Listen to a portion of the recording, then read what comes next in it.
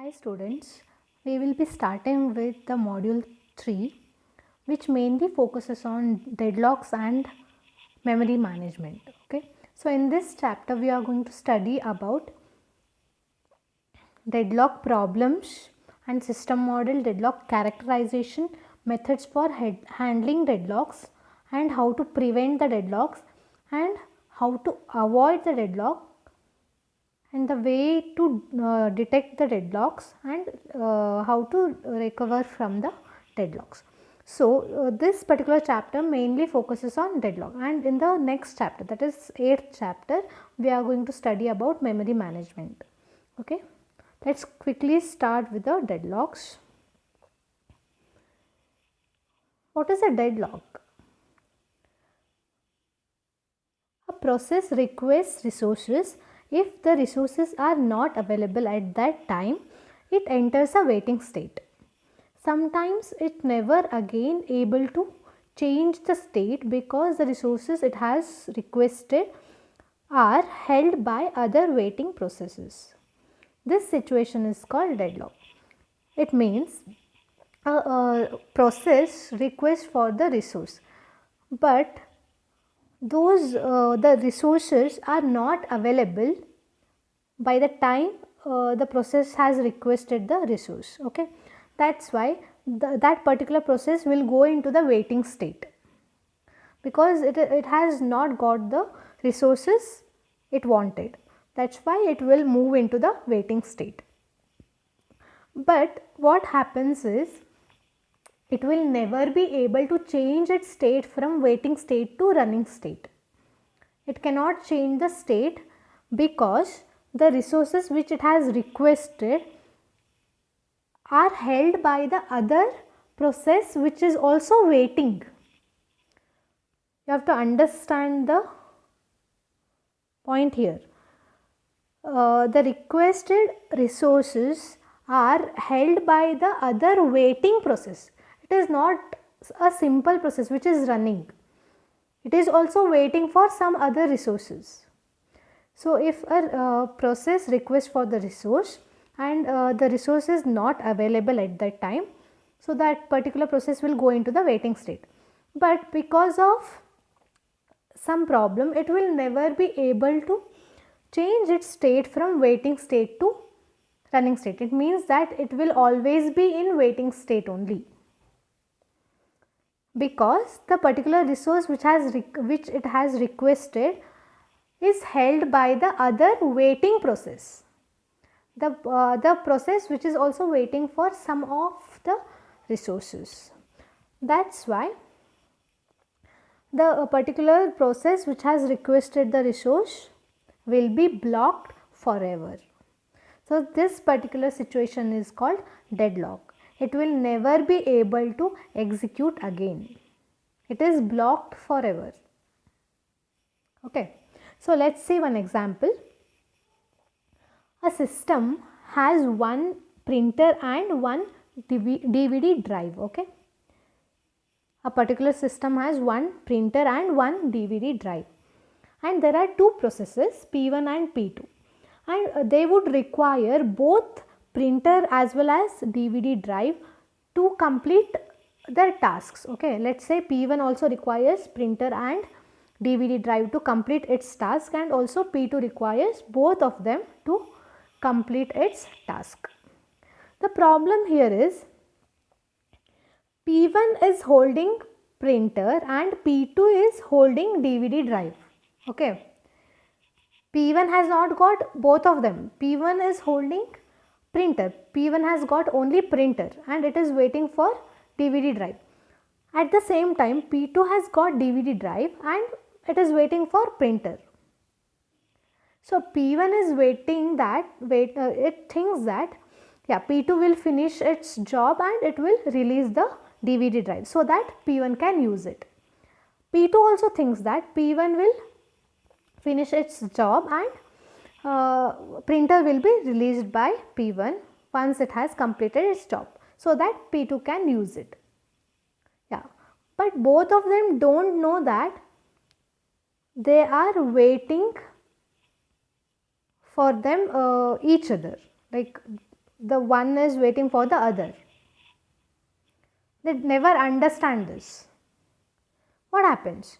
So P1 is also not ready to give the printer back to the P2, or P2 is also not ready to give back the DVD drive to P1. Both are waiting for the other resource, which will never happen because both are non-preemptible.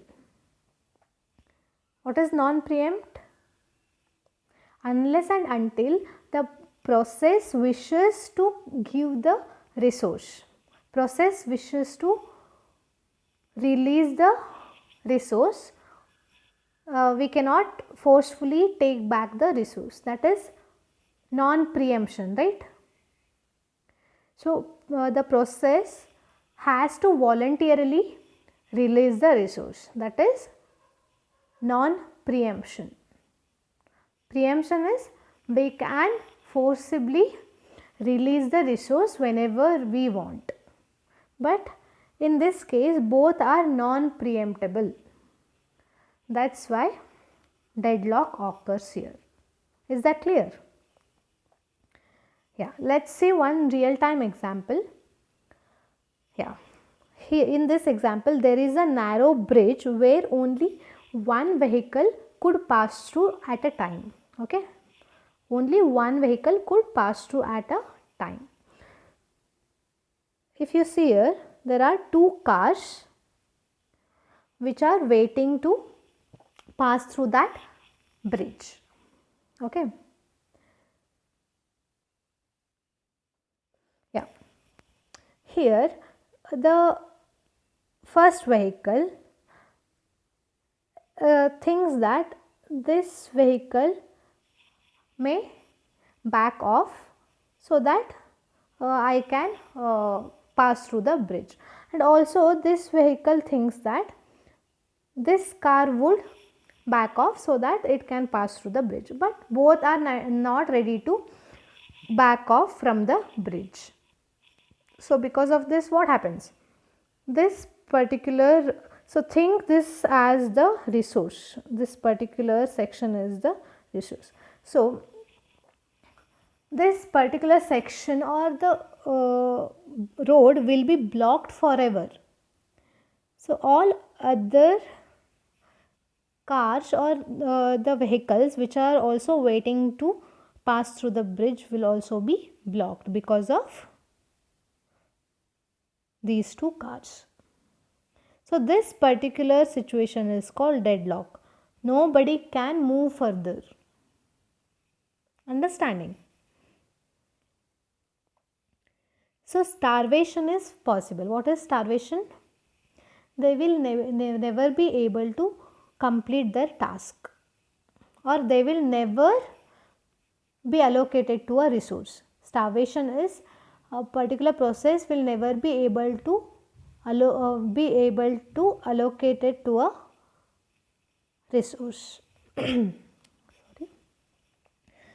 Yeah, but unfortunately most of the operating systems do not prevent or deal with the deadlocks. They don't care about the deadlocks. So because of which some of the processes will be blocked forever. This is one of the biggest problems in operating system. Some of the operating system would never care for the deadlocks. They don't deal with the deadlocks. Okay. Yeah, the next topic is system model. Yeah, as we know, a system consists of some limited number of resources, right? There are not infinite resources, only some limited number of resources are available in the system, and also those resources are distributed among different processes, right? Those are shared among different processes, and these resources are partitioned into several types. The resources which are available in the system are partitioned into several types. For example, say CPU cycles, memory space, IO devices, printer. So all are the types, that is IO devices. Printer comes in IO devices. Okay. So all these are the types of resources. So each and every resource would fall into one particular resource type, and each resource type, that is Ri, has Wi instances. It means each particular resource type has some number of instances.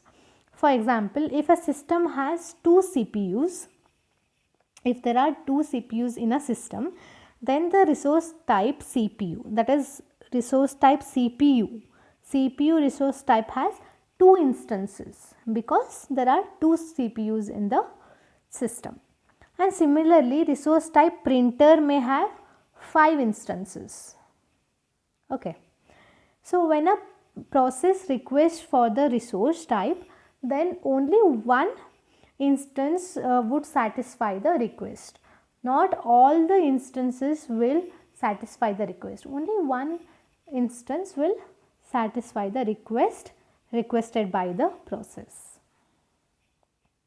Is that clear?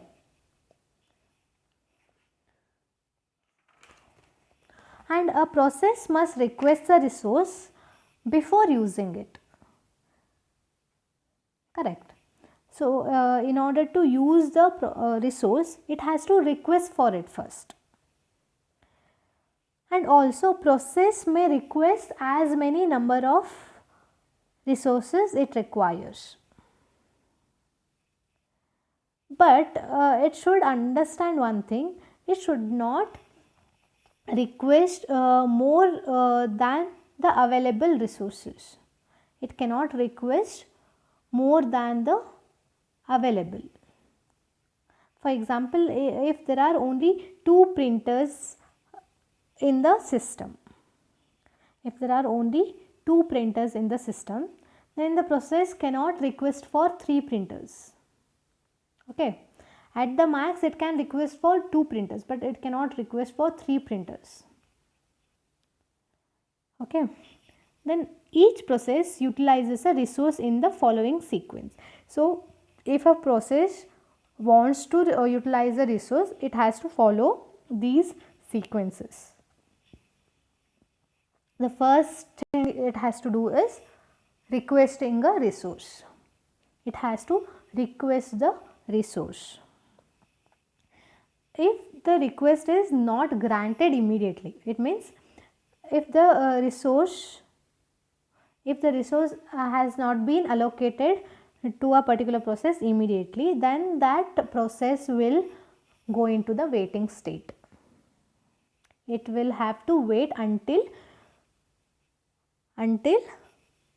the resource has been released by the other process. So if the resources are not being allocated immediately, then the process which is requesting will go into the waiting state. It has to wait until it can acquire the resource. It has to wait until that resource has been released by the other process which is using it. Okay. So once it has got the resource, it can operate on the resource, that is use. Once it has allocated to a resource, it will start using the resource. Then after it has finished its work, it has to release the resource. It cannot hold the resource even when it is not using it. It is not possible. Once it has completed its job, it has to release the resource. That is the rule it has to follow. It cannot hold the resource even when it is not using it. Okay. That is not possible. And request and release operations would be satisfied by some of the memory system calls. That may be in Semaphore we use wait and signal system calls. Wait is for requesting the resource and signal is for releasing the resource, that we have already studied in the semaphore chapter, right? Before requesting the resource, the process should perform wait operation, and before releasing it should perform signal operation. So those are the system calls for semaphore. Similarly, in device we have request and release, and in file we have open and close, and in memory we have allocate and free, correct. So there are different system calls, but they mean the same thing, only the names would be different, but the meanings are same.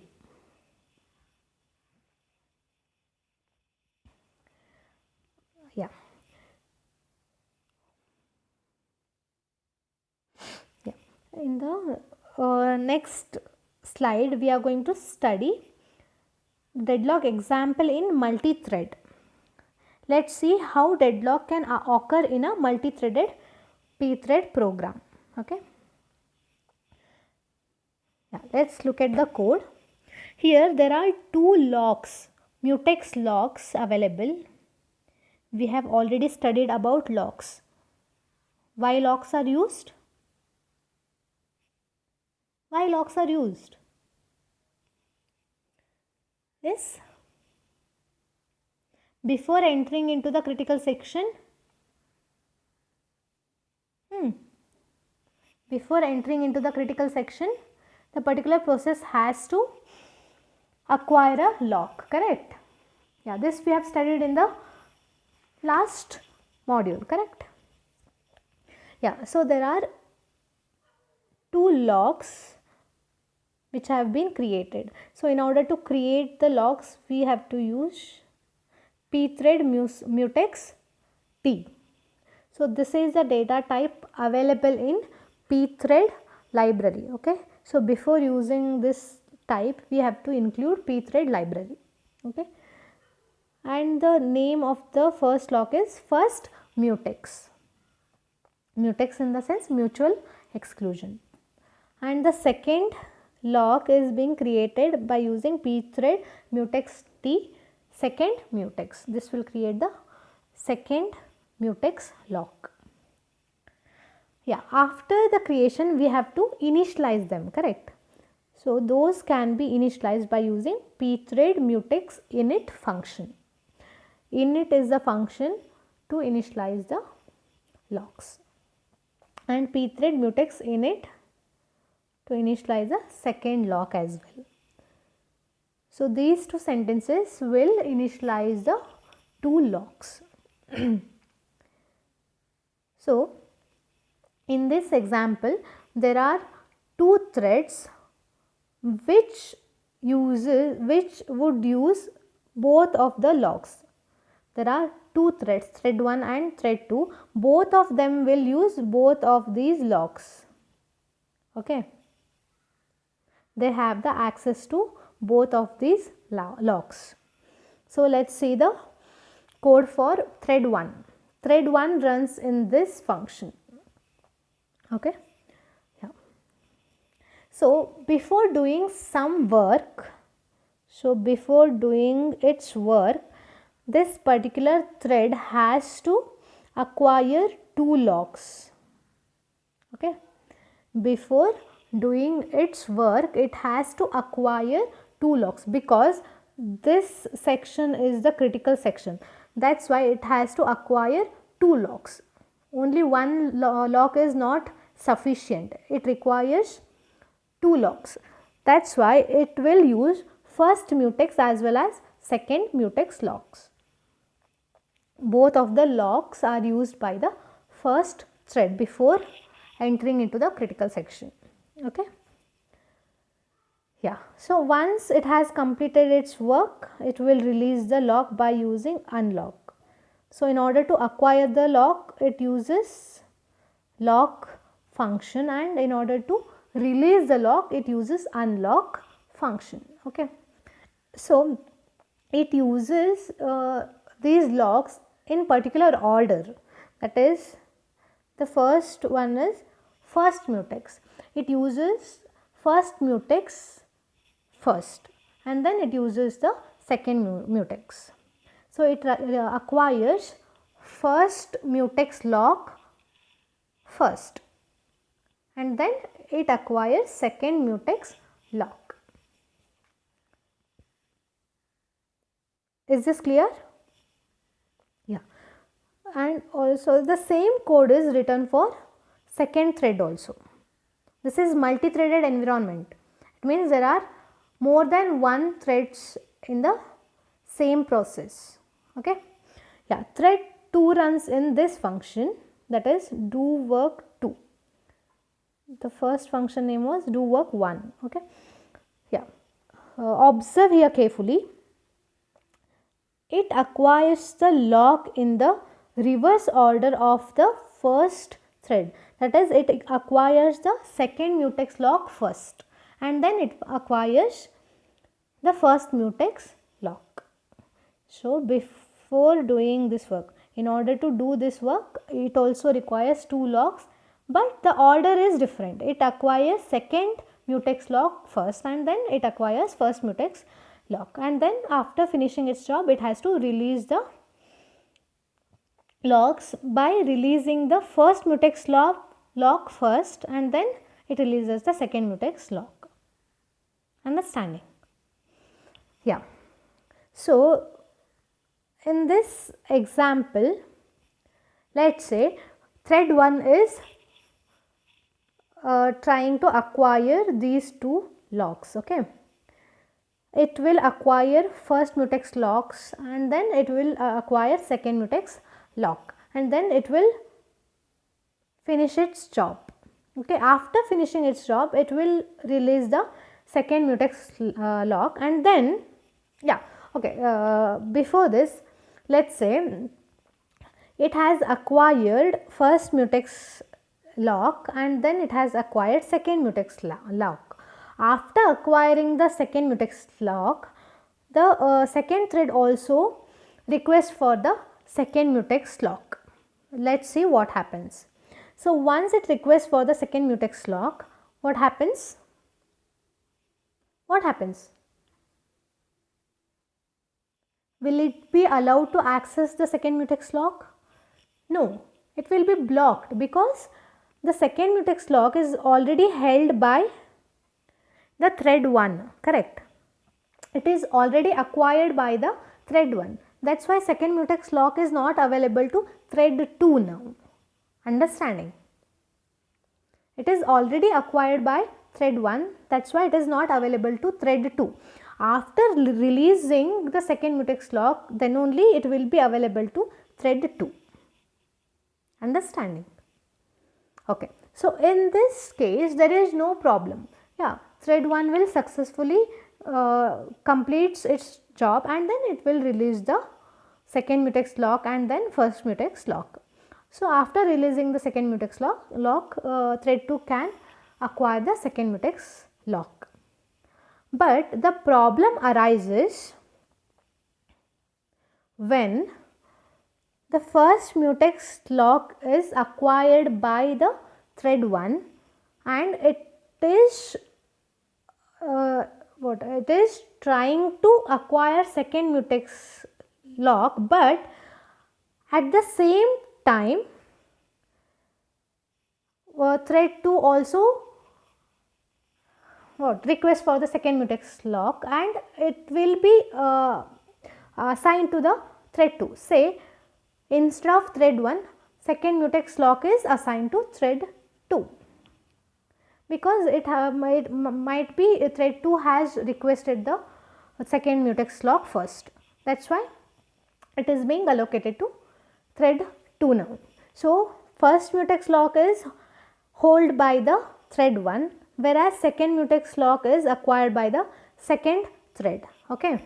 Now what happens is, thread 1 will try to acquire the second mutex lock, but it is already held by whom?